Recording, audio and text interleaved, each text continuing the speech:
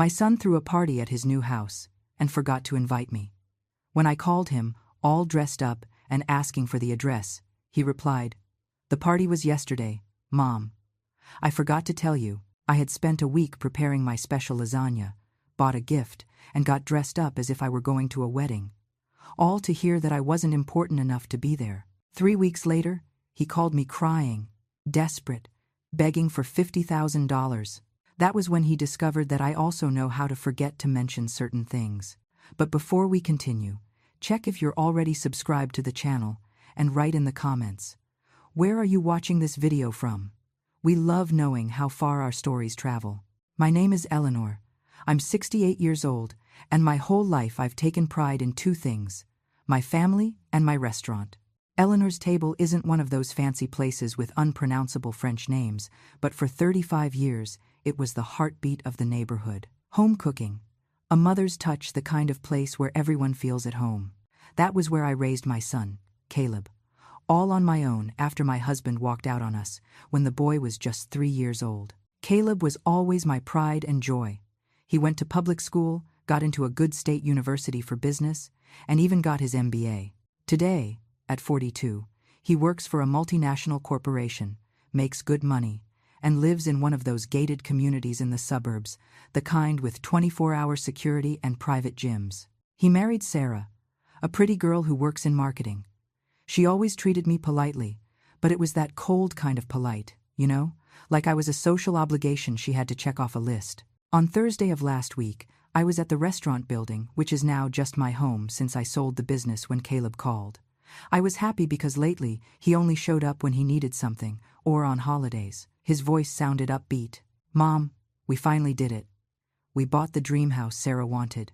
I felt my heart squeeze with emotion. "That's wonderful, son. When do I get to see it?" Soon.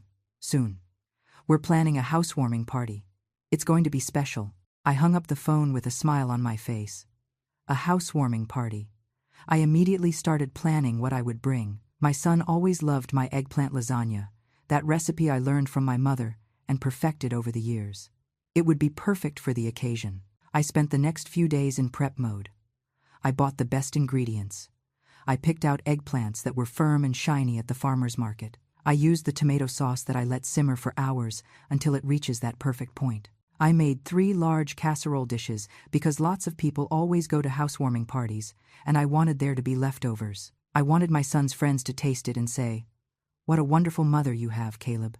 On Friday, I stopped by the department store and bought a set of plush bath towels as a gift. Nothing too expensive, because my pension from the restaurant sale is modest, but they were beautiful towels, high quality, in neutral tones that match any decor. I wrapped them with care and added a gold ribbon. Saturday morning, I woke up early. I took a shower, did my hair in that salon style I only do for special occasions.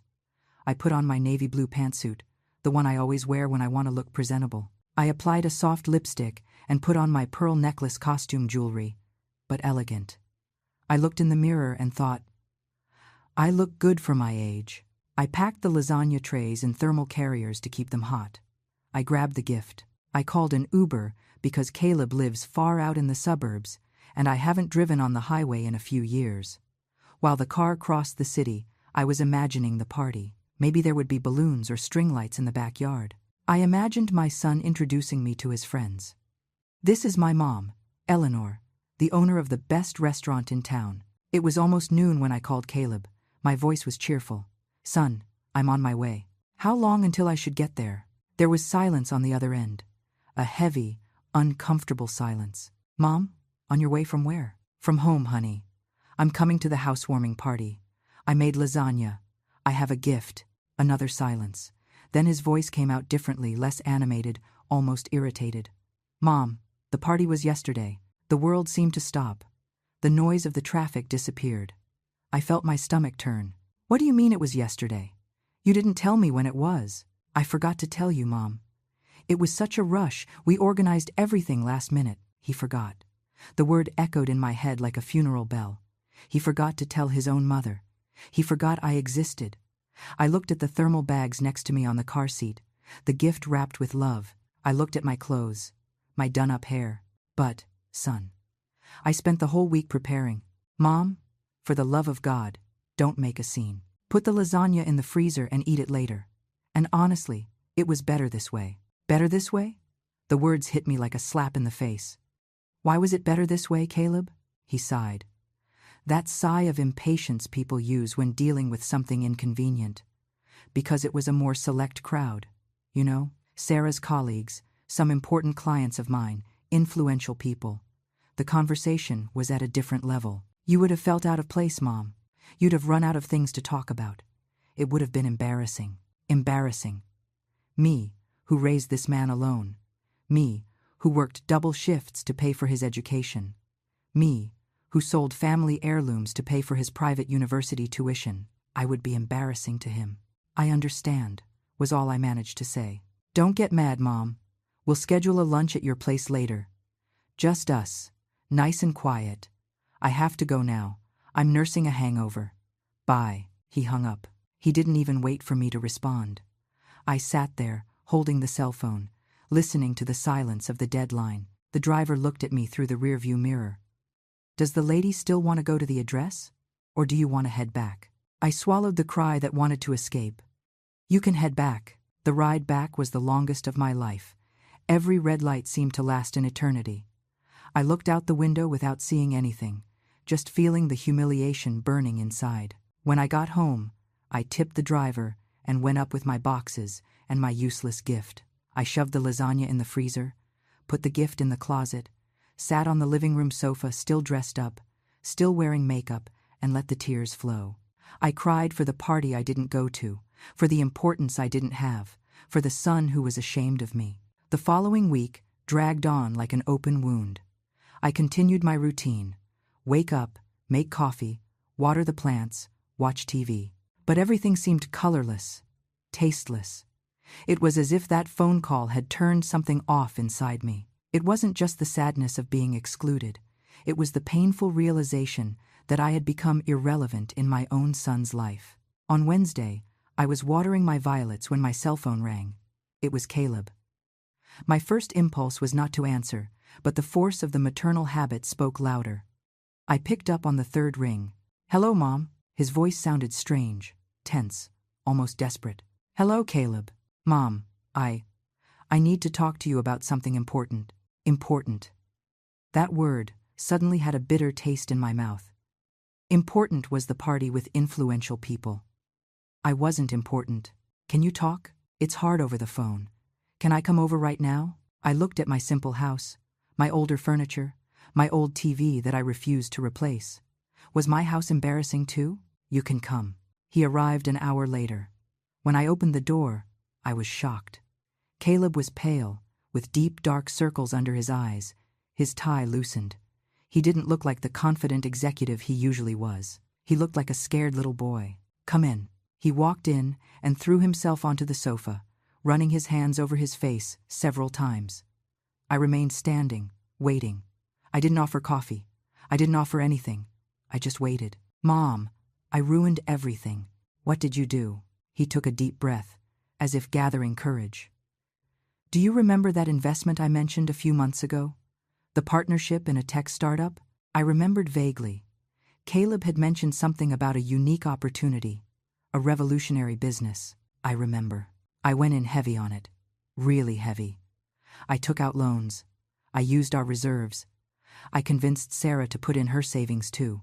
It was guaranteed. Mom, the guy who pitched the business was friends with a director at my company. He had an MBA from Harvard. I felt a shiver down my spine. When someone starts a sentence with, "it was guaranteed," it usually ends in disaster. And the company was a fraud, a Ponzi scheme. The owner disappeared with everyone's money. We found out last week. We're all suing, but the lawyer said the chances of recovering anything are minimal. I closed my eyes. How much did you lose? $200,000. I felt my legs go weak. I sat in the armchair across from him. $200,000? Yes, and there's more. I borrowed part of that money from a private investment fund. The balloon payment is due next week. If I don't pay, they're going to execute the collateral. What collateral? The new house. He lowered his head. I put the house up as collateral. I thought I was going to double the money in 6 months and pay it all off. Now I'm going to lose the house, Mom. Sarah is in a panic. She's talking about separation. Everything is falling apart. I remained silent, processing. The luxurious party where I wasn't important enough to attend had been paid for with borrowed money that was now threatening to destroy his life. How much do you need to not lose the house? He looked up, and I saw hope there. Hope that the embarrassing mother could save the situation. $50,000. If I can come up with $50,000 before Friday, I can renegotiate the rest. $50,000. A fortune. But I knew I had that money. I had exactly $75,000 saved. It was the money from the sale of the restaurant, my only financial security, my cushion for emergencies, for health, for my old age. Caleb looked at me with those eyes I had known since he was a baby, the same eyes that looked at me when he was afraid of the dark, when he scraped his knee at the park, when he needed me. Mom, I know I have no moral ground to ask you this. I know I was an idiot to you last week, but you're the only person who can help me. I promise I'll pay you back, with interest. As soon as I reorganized my life, I stood up and walked to the window. Outside, the day was gray. A few drops of rain were starting to fall. Let me think about it, Caleb. It's a lot of money. I know, Mom, but it's urgent. I need an answer by tomorrow so I can make the wire transfer before the deadline. He stood up and came towards me. He put his hand on my shoulder. Mom, please. I'm begging you. I turned and looked at him. I saw the desperation, the fear, the vulnerability. But I also saw the man who had found me embarrassing a week ago. The man who forgot to invite me to the party that was paid for with borrowed money. I'll think about it carefully, son. I'll give you the answer tomorrow. I saw frustration cross his face. He wanted the answer now. He wanted the immediate yes I had always given him his whole life. Okay, tomorrow then. But please, think with your heart, Mom. I'm your son. After he left, I sat down again. I stayed there, in the quiet living room, thinking about the injustice, the ingratitude, the ease with which people discard those they love when it's inconvenient, but run back when they're in need. I spent the whole night awake. I got up several times. I went to the kitchen. I drank water. I paced around the house. My mind was a whirlwind of contradictory thoughts. On one side, the maternal instinct screaming to save my son. On the other, the pain of rejection still fresh, still burning. At 5 a.m, I gave up on sleeping. I made coffee and sat at the kitchen table. It was there, at that old table where Caleb had done his homework throughout his childhood, that I made my decision. It wouldn't be an emotional decision. It would be a thoughtful, strategic decision. If Caleb could treat business like business, so could I. I called him at 9 a.m. He answered on the first ring. Mom? Good morning, Caleb. I thought about your request. I heard his breathing change, become faster. And I'm going to help you, but with conditions. Conditions? What conditions? I'm not going to simply give you the money or lend it to you just like that. I'm going to buy equity in your life. I'm going to invest in you as a partner, not as a mother. There was a confused silence on the other end. What do you mean, partner? You need $50,000. I have that money. But in exchange, I want you to sign a contract with me. A contract that guarantees me an active voice in your major financial decisions for the next 5 years. Any investment over $2,000, you consult me first. Any loan, you consult me. We're going together to my lawyer today to draw up the document. Mom, that's ridiculous. I'm a grown man who lost 200 grand in a fraud because he didn't know how to assess risk. A grown man who is about to lose his house. Either you accept my conditions, or you look for the money elsewhere. I could feel his anger through the phone. You're taking advantage of my situation. No, Caleb, I'm protecting my investment. If you were asking a bank for money, you'd have to provide collateral and accept conditions. With me, it's no different. But you're my mother. Exactly. And because I'm your mother, I can't watch you destroy yourself financially out of impulse and arrogance. Those are my conditions. Do you accept or not? He remained silent for long seconds.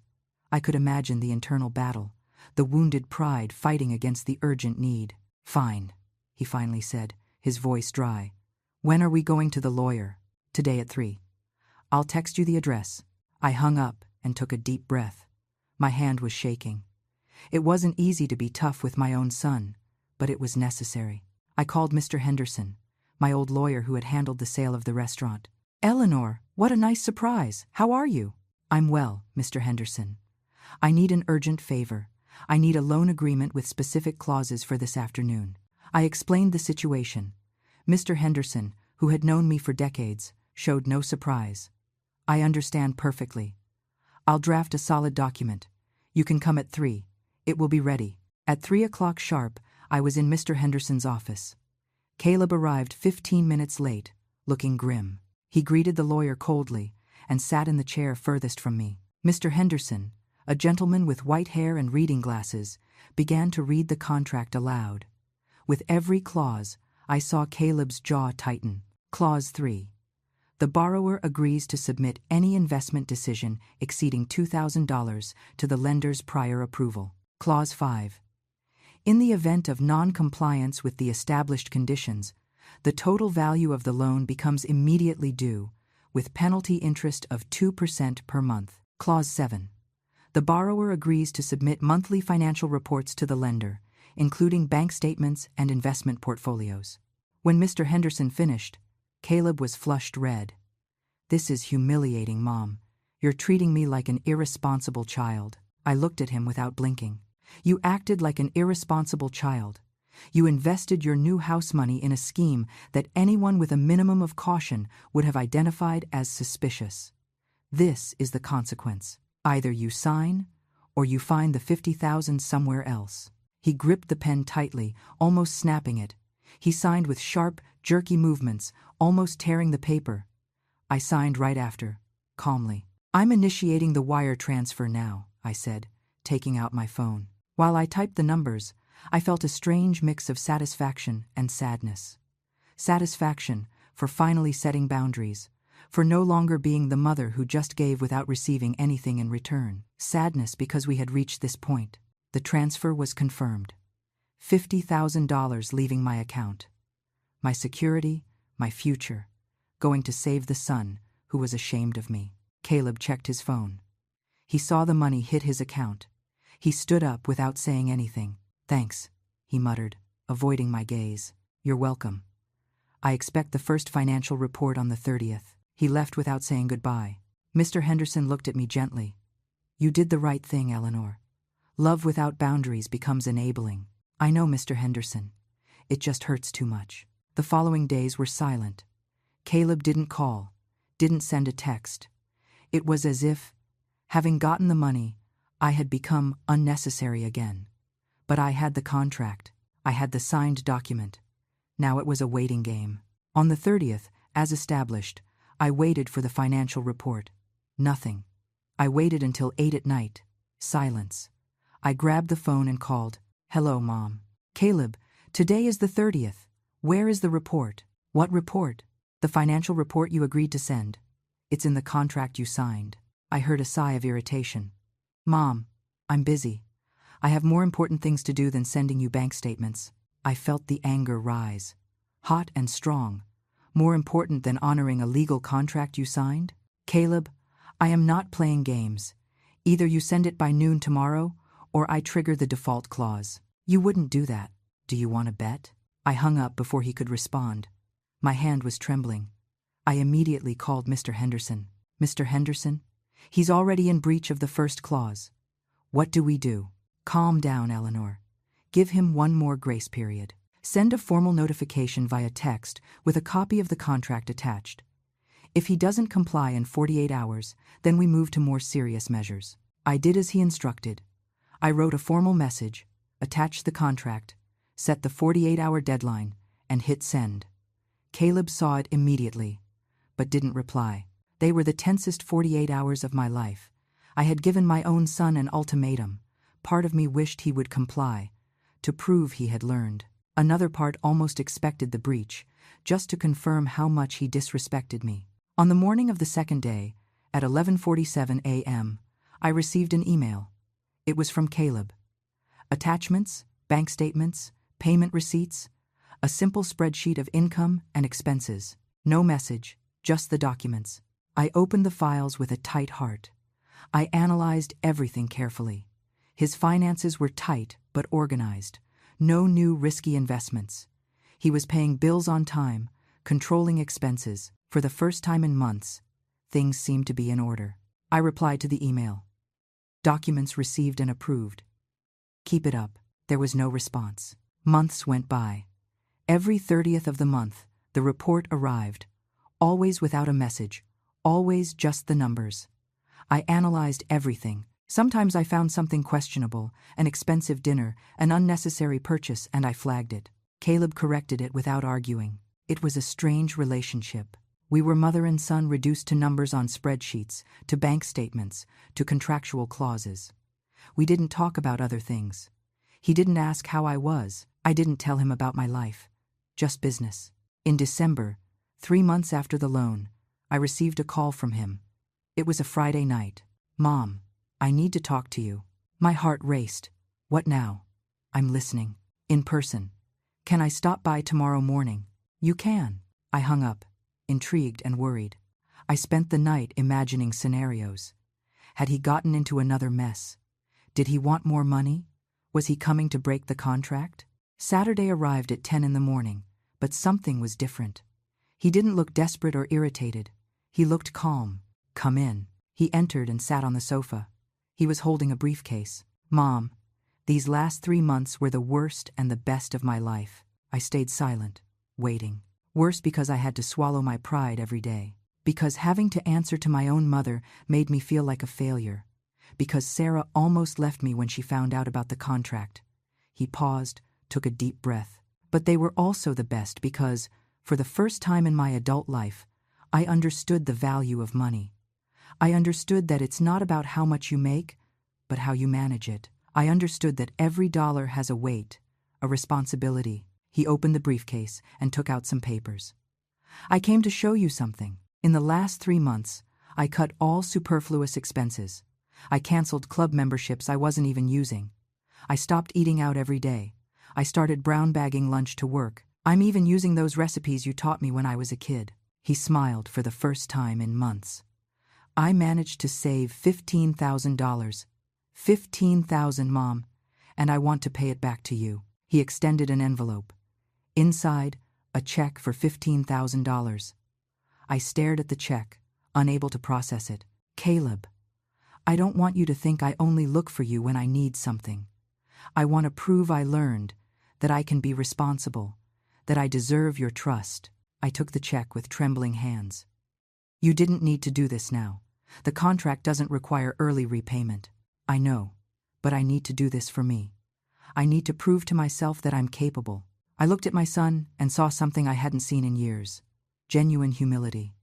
I put the check in my purse and looked at Caleb. There was something different about him, besides the humility. He seemed lighter, as if a weight had been lifted from his shoulders. Sit down, son. I'm going to make coffee. I went to the kitchen and made coffee the way he always liked it, strong and black. When I came back with the mugs, he was looking at the old photos on the wall. Photos of him as a boy, of me, of the restaurant. Mom, I owe you an apology.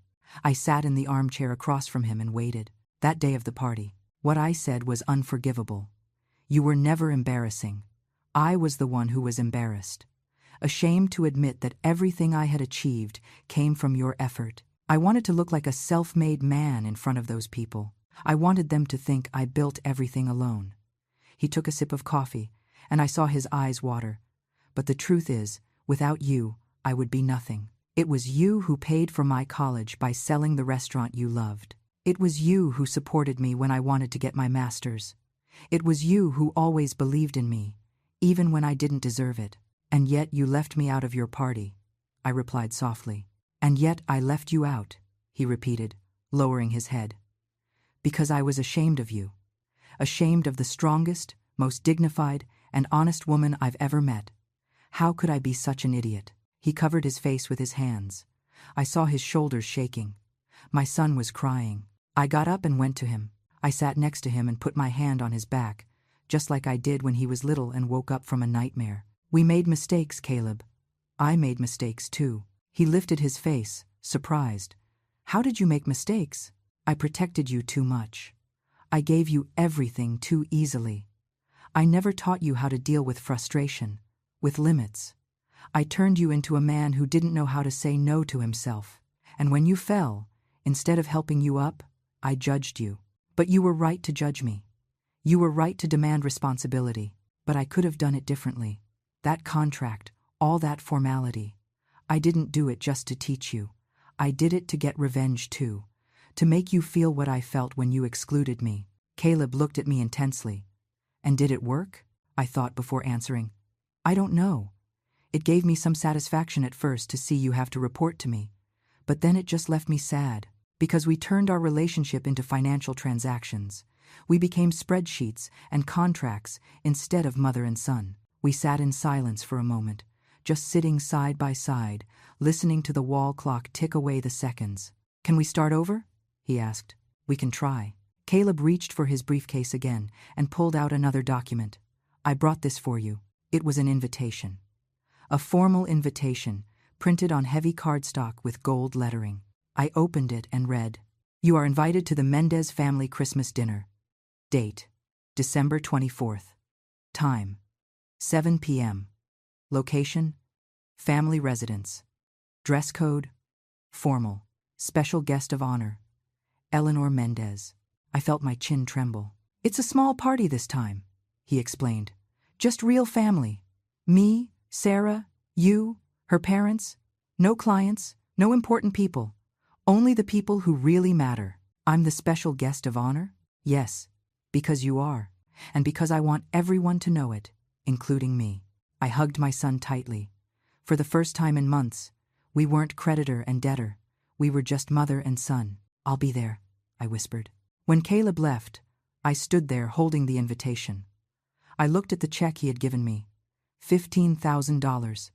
He didn't need to have done that. He could have saved the money, used it for other things. But he wanted to prove something to me. I grabbed my cell phone and called Mr. Henderson. Mr. Henderson, I need to amend the contract with my son. Which part? I want to reduce the supervision period from 5 years to 2, and I want to open an exception so he can make investments of up to $5,000 without my approval, provided he presents a risk analysis. Mr. Henderson was silent for a few seconds. Are you sure? It's only been 3 months. I am. He proved he's learning, and I need to show that I trust him. All right, I'll prepare a contract addendum. Do you want me to send it over for both of you to sign? Yes, please. That night, I received the draft of the addendum via email. I printed it, signed it, and took a picture. I texted it to Caleb with a message. I signed my part of the new agreement. When you can, sign yours. I'm proud of you, son. 3 little dots appeared, indicating he was typing. Then, they disappeared, appeared again, disappeared. Finally, the message arrived. Thanks, Mom, for everything. I love you. 3 little words I hadn't heard in so long I had forgotten how good they felt. The days before Christmas were different. Caleb started calling me, not to talk about money or reports, but just to chat. He asked how my day was. He talked about his work, small things, but they meant the world to me. A week before Christmas, he showed up at my house unannounced. He was carrying grocery bags. I came for you to help me make that eggplant lasagna. I want to learn the recipe properly. We spent the whole afternoon in the kitchen. I taught him every step, how to pick the eggplants, the exact consistency of the sauce, the precise amount of cheese. He took notes on everything in a little notebook, focused like when he did his school homework. Why did you never teach me this before? He asked while assembling the layers. You never asked. You were always too busy. That's true. I was always chasing things I thought were important. Money, status, impressing people. And I let the things that really matter slip by. We baked the lasagna together. The smell invaded the house, bringing back memories of when he was a boy and would stand in the kitchen with me, waiting anxiously to taste it. You know what I realized in these last few months? He said while we waited for it to cool. All that expensive lifestyle I was living didn't make me happy. It was all appearances. I lived stressed, in debt, trying to keep up a facade. Now, with less money but more control, I sleep better. I have peace. Money isn't bad, Caleb. What's bad is when you live for it, instead of making it live for you. We ate the lasagna right there, at my old table. He ate 2 huge slices and declared it was almost at the level of mine. Almost? I joked. Okay, it's equal. But I'll never admit that publicly, or you'll get conceited. We laughed together. How long had it been since we laughed together? When he left, taking half the lasagna for Sarah, I felt a lightness I hadn't felt in years. My son was coming back, not the perfect son I idealized, but the real son, with flaws and strengths, but present. On the 24th, I woke up nervous. It was the first time I would visit his new house. The house they had almost lost, the one I had helped save. I put on my navy blue dress again, but this time with a different feeling. It wasn't anxious hope, it was genuine expectation of a good moment. I arrived at 7 o'clock sharp. Caleb opened the door with a wide smile. Welcome, Mom. Finally. The house was beautiful, but not ostentatious. Decorated with good taste, but without exaggeration. Sarah came to greet me, and for the first time, I saw sincerity in her smile. Eleanor, I'm so glad you came. Caleb hasn't stopped talking about this all week. Her parents were nice. The dinner was lovely, with a simply decorated table set with care. And in the center of the table, in the place of honor, was my eggplant lasagna. Main course, Caleb announced proudly. Made by the best cook I know. During dinner, we talked about everything. About plans for the next year, about simple trips they wanted to take. About life. Nobody mentioned money, investments, or status. It was just a family gathered together. After dinner, Caleb asked for everyone's attention. He wanted to make a toast. This year was hard. I made terrible mistakes. I almost lost everything. The house, my marriage, my relationship with my mother. But I learned that sometimes you need to lose everything to understand what's really worth it. He raised his glass and looked at me. Mom, you saved me. Not just with the money, but by forcing me to grow up, to be responsible, to understand that I'm not better than anyone else, that success isn't measured by how much you make, but by your integrity. Thank you for not giving up on me. Everyone toasted.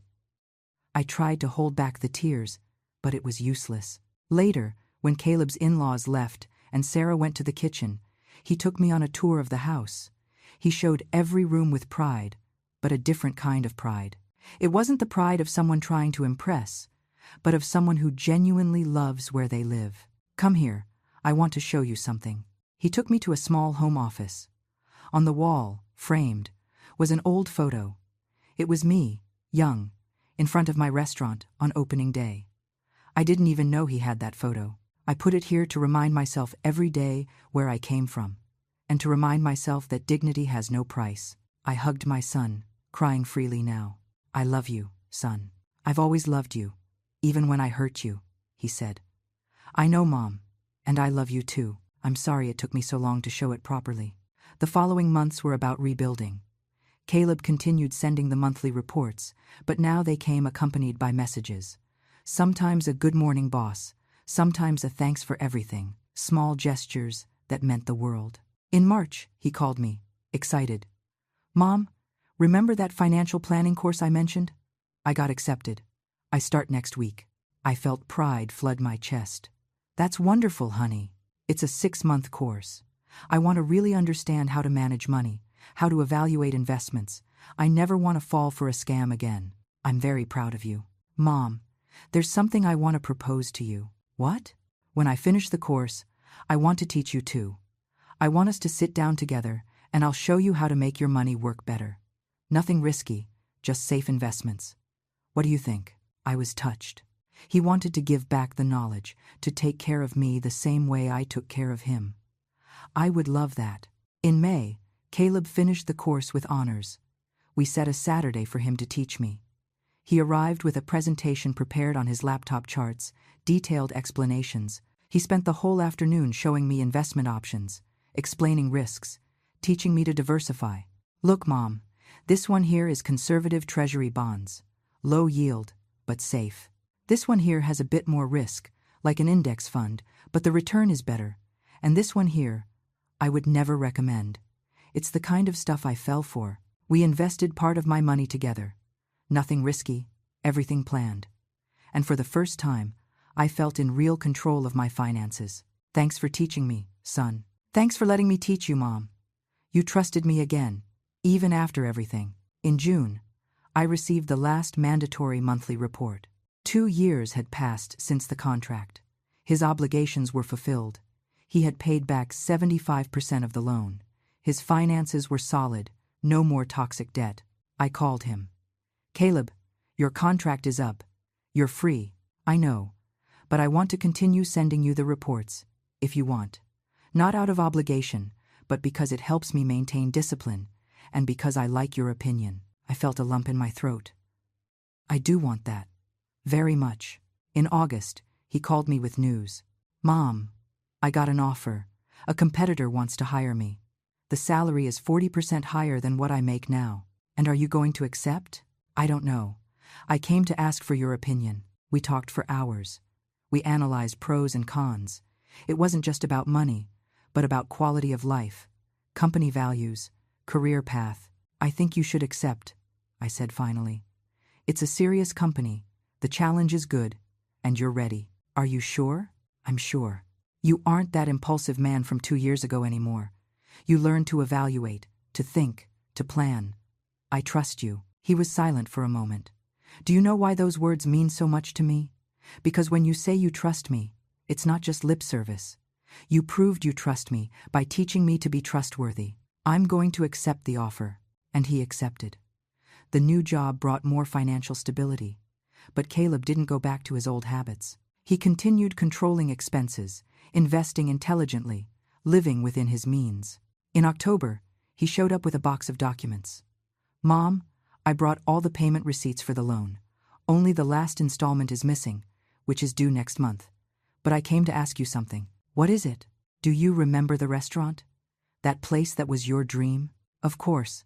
I sold it to pay for your education. I know. And I spent the last few months investigating. The restaurant that took over the space closed a year ago. The current owner is looking to sell the location, I thought. I thought we could buy it back. Together. I put in the last part I owe you plus an extra portion. You put in whatever you want. And we reopen it. You commanding the kitchen, me handling the administration. What do you say? I was speechless. My restaurant, my dream that I had sacrificed for him. And he wanted to give it back to me. Caleb, are you sure? It's a lot of money, I'm sure. I learned that a good investment isn't just one that gives a financial return. It's one that gives a return for the soul. And seeing you happy again, doing what you love, that's worth more than any stock on the market. I cried. I cried like I hadn't cried in years. In December, we reopened Eleanor's Table. The renovation was done with care, keeping the essence of the place, but modernizing what was necessary. Caleb handled all the administrative parts, permits, contracts, suppliers. I took care of the menu, the recipes, the soul of the place. On the day of the grand reopening, we invited only close people. Mr. Henderson was there, emotional. Some old employees who worked with me in the past came. Sarah helped with the decorations, and Caleb, my son, was at the door, welcoming each person, beaming with pride. Welcome to Eleanor's Table, the best restaurant in the city, run by the best cook in the world, my mom. When I served the first dish, an elderly lady tasted it and sighed. This flavor is unique. Nobody makes it the same. Caleb, who was passing by the table, stopped and smiled. It's true. And it's not just the seasoning in the food that's special. It's the seasoning of love she puts into everything she does. At night, when we closed up, it was just the two of us organizing the kitchen. Mom, can I ask you a question? Of course. Did you forgive me? Truly? For that day of the party? For everything? I stopped what I was doing and looked at him. I forgave you, son. I forgave you because you didn't just apologize. You changed, and because I understood that sometimes you need to get things very wrong to get them truly right. I never want to hurt you again. You will hurt me again, and I will hurt you too, because we're human. But now we have something we didn't have before. Honesty and respect. He hugged me tight. Thank you for not giving up on me, for being tough when it was needed, for teaching me that true love sometimes needs to hurt to heal. I looked around my kitchen. The restaurant I loved recovered. The son I love transformed, and me, a 68-year-old woman who learned that it's never too late to set boundaries, to value oneself, to demand respect. You know, Caleb, that day you told me the party was yesterday, and you had forgotten to tell me. It was the worst day of my life. But it was also the day that saved me. What do you mean? It saved me from continuing to be invisible, from continuing to accept crumbs of attention. It forced me to remember that I have value, that I deserve respect. If you hadn't hurt me so much, I never would have reacted. I never would have drawn up that contract. I never would have forced you to grow. So you're saying it was good? No, it was horrible. It hurt a lot. But the pain taught me to love myself more, to not accept less than I deserve. And it taught you to be a better man. We left the restaurant together. The night was starry. We walked to his car. Mom, you know the invitation to live with us still stands, right? The house has a room just waiting for you. I smiled. I know, and I appreciate it. But I like my independence. I like my space. We can be close without living together. I know. I just wanted you to know you always have a place. I know, son. And that's what matters, knowing I have it. He drove me home. When I arrived, I took a shower, put on my comfortable pajamas, and sat on the porch with a tea. I looked at the stars and thought about everything that had happened in the last 2 years. It had started with humiliation. A son who was ashamed of his mother. A cruel oversight that tore my heart apart. But from that pain, transformation was born. I learned to value myself. I learned to set boundaries. I learned that true love isn't permissiveness. It's having the courage to be firm when necessary. And Caleb learned too. He learned about responsibility, about consequences, about humility.